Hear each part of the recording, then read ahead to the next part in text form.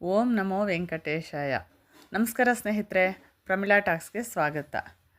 2026 ಜನವರಿ 25 ಭಾನುವಾರ ರಥಸಪ್ತಮಿಯಂದು ಭೂಲೋಕ ವೈಕುಂಠ ಎನಿಸಿಕೊಂಡಿರುವ ತಿರುಮಲದಲ್ಲಿರುವ ಶ್ರೀ ವೆಂಕಟೇಶ್ವರ ಸ್ವಾಮಿಯ ದರ್ಶನ ಭಾಗ್ಯ ನಿಮಗೆ ದೊರೆತರೆ ನಿಮ್ಮಷ್ಟು ಅದೃಷ್ಟವಂತರಿಲ್ಲ, ನಿಮ್ಮಷ್ಟು ಭಾಗ್ಯವಂತರಿಲ್ಲ ಸ್ನೇಹಿತರೆ. ನಮಗೆ ಪೂರ್ವಜನ್ಮದ ಸುಕೃತ ಇದ್ದರೆ ಬಿಟ್ಟರೆ ಈ ದಿನ ಸ್ವಾಮಿಯ ದರ್ಶನ ಭಾಗ್ಯ ಸಿಗಲ್ಲ. ತಿರುಮಲದಲ್ಲಿ ರಥಸಪ್ತಮಿಯಂದು ಮಿನಿ ಬ್ರಹ್ಮೋತ್ಸವ ಅಂತಲೇ ಕರೀತಾರೆ. ರಥಸಪ್ತಮಿ ತಿರುಮಲದಲ್ಲಿ ಅದ್ಧೂರಿಯಾಗಿ ನಡೆಯುತ್ತೆ. ಈ ದಿನ ತಿರುಮಲದಲ್ಲಿ ಬಹಳ ಒಂದು ವಿಶೇಷವಾದ ಭಾಗ್ಯ ಸಿಗುತ್ತೆ. ಈ ರಥಸಪ್ತಮಿಯಂದು ತಿರುಮಲದಲ್ಲಿ ಒಂದು ವಿಶೇಷತೆ ನಡೆಯುತ್ತೆ. ಏನಪ್ಪ ಆ ವಿಶೇಷತೆ ಅಂದರೆ, ದಸರಾ ಸಮಯದಲ್ಲಿ ತಿರುಮಲದಲ್ಲಿ ಬ್ರಹ್ಮೋತ್ಸವಗಳು ನಡೆದಾಗ ದಸರಾ ನವರಾತ್ರಿಗಳು 9 ದಿನಾನೂ ಸ್ವಾಮಿಯನ್ನು 9 ವಾಹನಗಳಲ್ಲಿ ಪ್ರತಿದಿನ ಮೆರವಣಿಗೆ ಮಾಡ್ತಾರೆ. ಅಂದರೆ ಒಂದೊಂದು ದಿನ ಒಂದೊಂದು ವಾಹನದಲ್ಲಿ ಮಾದಬೀದಿಗಳಲ್ಲಿ ಮೆರವಣಿಗೆ ಮಾಡ್ತಾರೆ. ಆ 9 ವಾಹನಗಳಲ್ಲಿ ಸ್ವಾಮಿಯನ್ನು ಮೆರವಣಿಗೆ ಮಾಡುವ ಭಾಗ್ಯ, ಅದನ್ನು ನೋಡುವ ಭಾಗ್ಯ ನಮಗೆ ಸಿಗಬೇಕು ಅಂತಂದರೆ 9 ದಿನ ನವರಾತ್ರಿಗಳು ನಾವು ಅಲ್ಲಿ ಇರಬೇಕಾಗುತ್ತೆ. ಅಷ್ಟು ದಿನಗಳಲ್ಲಿರೋದು ತುಂಬ ಜನಗಳಿಗೆ ಸಾಧ್ಯವಾಗದೇ ಇರಬಹುದು. ಆದರೆ ಈ ರಥಸಪ್ತಮಿಯಂದು ಬೆಳಗ್ಗೆಯಿಂದ ರಾತ್ರಿಯವರೆಗೂ ಸ್ವಾಮಿಯನ್ನು 7 ವಾಹನಗಳಲ್ಲಿ ಮೆರವಣಿಗೆಯನ್ನು ಮಾಡ್ತಾರೆ. ಅಂದರೆ ಬೆಳಗ್ಗೆಯಿಂದ ರಾತ್ರಿಯವರೆಗೂ ಭಗವಂತನನ್ನು 2 ಗಂಟೆಗೊಮ್ಮೆ ಒಂದೊಂದು ವಾಹನದಲ್ಲಿ ಒಂದೊಂದು ಅಲಂಕಾರದಿಂದ ಮಾದ ಬೀದಿಗಳಲ್ಲಿ ಮೆರವಣಿಗೆ ಮಾಡ್ತಾರೆ ಸ್ನೇಹಿತರೆ. ನೋಡೋಕ್ಕೆ 2 ಕಣ್ಣು ಸಾಲದು. ಮೊದಲು ಬೆಳಗ್ಗೆ 5 ಗಂಟೆಗೆ ಸೂರ್ಯೋದಯವಾಗುತ್ತೆ. ಆ ಸಮಯದಲ್ಲಿ ಮೊದಲ ವಾಹನ ಸೂರ್ಯಪ್ರಭಾ ವಾಹನದಲ್ಲಿ ಭಗವಂತನನ್ನು ಮೆರವಣಿಗೆ ಮಾಡ್ತಾರೆ. ಈ ಮೆರವಣಿಗೆ 5:30ರಿಂದ 8 ಗಂಟೆ ಒಳಗೆ ಮಾಡ್ತಾರೆ. ಭಗವಂತ ಸೂರ್ಯನ ರೂಪದಲ್ಲಿ ದಿವ್ಯ ದರ್ಶನ ನೀಡ್ತಾರೆ. ಈ ವಾಹನ ದರ್ಶನವನ್ನು, ವಾಹನದಲ್ಲಿರುವ ಸ್ವಾಮಿಯ ದರ್ಶನವನ್ನು ನಾವು ಮಾಡಿಕೊಂಡ್ರೆ ಭಕ್ತರಿಗೆ ಆಯುರಾರೋಗ್ಯ ದೊರೆಯುತ್ತೆ, ಅಜ್ಞಾನವನ್ನು ಓಡಿಸಿ ಜ್ಞಾನ ನೀಡ್ತಾರೆ ಸ್ವಾಮಿ ಅಂತ ನಂಬಿಕೆ. ನಂತರ ಸ್ವಾಮಿ ನಮಗೆ ಎರಡನೇ ವಾಹನ ಚಿನ್ನಶೇಷ ವಾಹನದಲ್ಲಿ 9 ಗಂಟೆಯಿಂದ 10 ಗಂಟೆವರೆಗೂ ಮಾದ ಬೀದಿಗಳಲ್ಲಿ ನಮಗೆ ದರ್ಶನವನ್ನು ನೀಡ್ತಾರೆ ಮೆರವಣಿಗೆಯ ಮೂಲಕ. ಅಂದರೆ 5 ಹೆಡೆಯ ಸರ್ಪರಾಜ ವಾಸುಕಿಯ ರೂಪದಲ್ಲಿ ಸ್ವಾಮಿ ನಮಗೆ ದರ್ಶನವನ್ನು ನೀಡ್ತಾರೆ. ನಂತರ 3ನೇ ವಾಹನ 11 ಗಂಟೆಯಿಂದ ಮಧ್ಯಾಹ್ನ 12 ಗಂಟೆಯವರೆಗೂ 3ನೇ ವಾಹನದಲ್ಲಿ ಸ್ವಾಮಿ ನಮಗೆ ದರ್ಶನವನ್ನು ನೀಡ್ತಾರೆ. ಅದು ಗರುಡ ವಾಹನ. ಸ್ವಾಮಿಯ ನೆಚ್ಚಿನ ವಾಹನವಾದ ಗರುಡ ವಾಹನದ ಮೇಲೆ ಭಕ್ತರಿಗೆ ದರ್ಶನವನ್ನು ನೀಡ್ತಾರೆ. ನಂತರ 1 ಗಂಟೆಯಿಂದ 2 ಗಂಟೆವರೆಗೂ ಭಗವಂತ ಹನುಮಂತ ವಾಹನದಲ್ಲಿ ನಮಗೆ ದರ್ಶನವನ್ನು ನೀಡ್ತಾರೆ.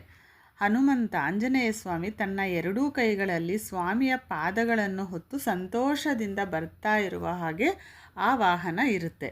ಇದು ನೋಡುವ ಕಣ್ಗಳಿಗೆ ಆತ್ಮ ಸಮರ್ಪಣೆಯಂತೆ ಕಾಣಿಸುತ್ತೆ. ನಿಜವಾಗ್ಲೂ ಇದನ್ನು ನೋಡೋಕ್ಕೆ 2 ಕಣ್ಣು ಸಾಕಾಗಲ್ಲ ಸ್ನೇಹಿತರೆ.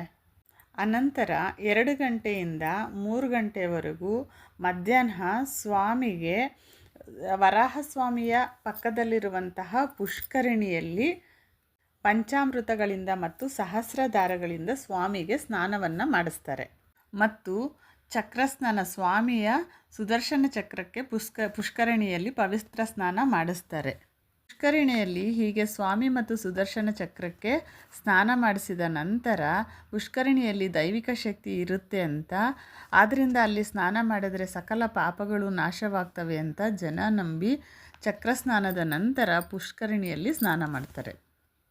ನಂತರ 4 ಗಂಟೆಯಿಂದ 5 ಗಂಟೆವರೆಗೂ ಸ್ವಾಮಿ ಕಲ್ಪವೃಕ್ಷ ವಾಹನದಲ್ಲಿ ಮಾದಬೀದಿಗಳಲ್ಲಿ ಮೆರವಣಿಗೆ ಬಂದು ಭಕ್ತರಿಗೆ ದರ್ಶನವನ್ನು ನೀಡ್ತಾರೆ. ಕಲ್ಪವೃಕ್ಷ ಅಂದರೆ ಕೋರಿದ ಕೋರಿಕೆಗಳನ್ನು ತೀರಿಸುವುದು ಅಂತ ಅರ್ಥ. ಈ ಕಲ್ಪವೃಕ್ಷ ವಾಹನದಲ್ಲಿ ಮಾದಬೀದಿಗಳಲ್ಲಿ ನಮಗೆ ದರ್ಶನವನ್ನು ನೀಡುವಂತಹ ವೆಂಕಟೇಶ್ವರ ಸ್ವಾಮಿಗೆ ನಾವು ಯಾವುದೇ ಕೋರಿಕೆಗಳನ್ನು ಕೋರಿದರೂ ಸ್ವಾಮಿ ನೆರವೇರಿಸ್ತಾರೆ ಅಂತ ನಂಬಿಕೆ. ನಂತರ ಸಾಯಂಕಾಲ 6 ಗಂಟೆಯಿಂದ 7 ಗಂಟೆವರೆಗೂ ಸರ್ವಭೂಪಾಲ ವಾಹನದಲ್ಲಿ ಸ್ವಾಮಿ ನಮಗೆ ದರ್ಶನವನ್ನು ನೀಡ್ತಾರೆ. 4 ಸ್ತಂಭಗಳಿದ್ದು ಮಂಟಪದ ಥರ ಇರುತ್ತೆ. ಅದರಲ್ಲಿ ಸರ್ವಭೂಪಾಲಕರಾಗಿ ಮತ್ತು ಸ್ವಾಮಿ ಮತ್ತು ಶ್ರೀದೇವಿ ಭೂದೇವಿ ಸಮೇತ ನಮಗೆ ದರ್ಶನವನ್ನು ನೀಡ್ತಾರೆ. ಈ ವಾಹನದಲ್ಲಿ ಸ್ವಾಮಿ ವಿಶ್ವಚಕ್ರವರ್ತಿಯಾಗಿ ದಿಕ್ಪಾಲಕರು ಮತ್ತು ಸರ್ವಲೋಕದಲ್ಲಿರುವಂತಹ ಎಲ್ಲ ದೇವತೆಗಳೊಂದಿಗೆ ರಾಜಾದಿರಾಜರಾಗಿ ತಿರುಮಲದಲ್ಲಿರುವಂತಹ ಮಾದಬೀದಿಗಳಲ್ಲಿ ಸ್ವಾಮಿ ಮೆರವಣಿಗೆಯನ್ನು ಮಾಡ್ತಾರೆ. ನಂತರ ಇನ್ನು ಕೊನೆ ವಾಹನ ಚಂದ್ರಪ್ರಭಾ ವಾಹನ ಸ್ನೇಹಿತರೆ. ಚಂದ್ರೋದಯ ಸಮಯದಲ್ಲಿ ಸ್ವಾಮಿ ಮಲ್ಲಿಗೆ ಹಾರ ಹಾಕ್ಕೊಂಡು ಚಂದ್ರಪ್ರಭಾ ವಾಹನದಲ್ಲಿ ಬರ್ತಾರೆ. ಭಗವಂತನ ಮನಸ್ಸಿನಿಂದ ಚಂದ್ರನು ಹುಟ್ಟಿದ್ದಾನೆ ಅಂತ ಇದು ಸೂಚಿಸುತ್ತೆ. ಈ ಚಂದ್ರಪ್ರಭಾ ವಾಹನದಲ್ಲಿ ವೆಂಕಟೇಶ್ವರ ಸ್ವಾಮಿ ವೇಣುಗೋಪಾಲ ಸ್ವಾಮಿಯ ರೂಪದಲ್ಲಿ ಭಕ್ತರಿಗೆ ದರ್ಶನವನ್ನು ನೀಡ್ತಾರೆ. ಹೀಗೆ ಸ್ನೇಹಿತರೆ, ವೆಂಕಟೇಶ್ವರ ಸ್ವಾಮಿ ರಥಸಪ್ತಮಿಯಂದು ತಿರುಮಲದಲ್ಲಿ ಈ 7 ವಾಹನಗಳಲ್ಲಿ ನಮಗೆ ದರ್ಶನವನ್ನು ನೀಡ್ತಾರೆ. ಇದನ್ನು ಅರ್ಧ ಬ್ರಹ್ಮೋತ್ಸವ ಅಂತ ಕರೀತಾರೆ.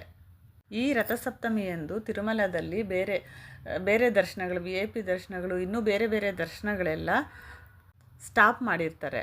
ದೇಗುಲದಲ್ಲಿರುವಂತಹ ಸ್ವಾಮಿಯನ್ನೇ ದರ್ಶನ ಮಾಡ್ಕೋಬೇಕು ಅಂತೇನಿಲ್ಲ. ಇವತ್ತು ಈ ದಿನ ಸ್ವಾಮಿನೇ ಆಚೆ ಬಂದು ಭಕ್ತರಿಗೆ ದರ್ಶನವನ್ನು ನೀಡ್ತಾರೆ.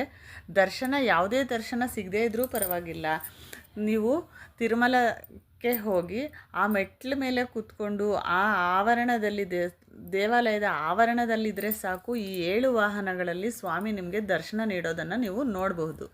ಹಾಗಂತ ಎಲ್ಲರೂ ತಿರುಪತಿಗೆ ಹೋಗೋಕ್ಕಾಗಲ್ಲ. 2 ಆಪ್ಷನ್ಸ್ ಇದೆ. ಏನಪ್ಪ ಅದು ಅಂದರೆ, TTD ಚಾನಲಲ್ಲಿ ಲೈವ್ ಬರ್ತಾ ಇರುತ್ತೆ ನಾಳೆ ಸ್ನೇಹಿತರೆ ರಥಸಪ್ತಮಿಯಂದು. ಆ ಲೈವ್ನ ನೀವು ಟಿವಿಯಲ್ಲಿ ನೋಡಿ ದರ್ಶನ ಮಾಡ್ಕೋಬೋದು ಸ್ವಾಮಿಯನ್ನು.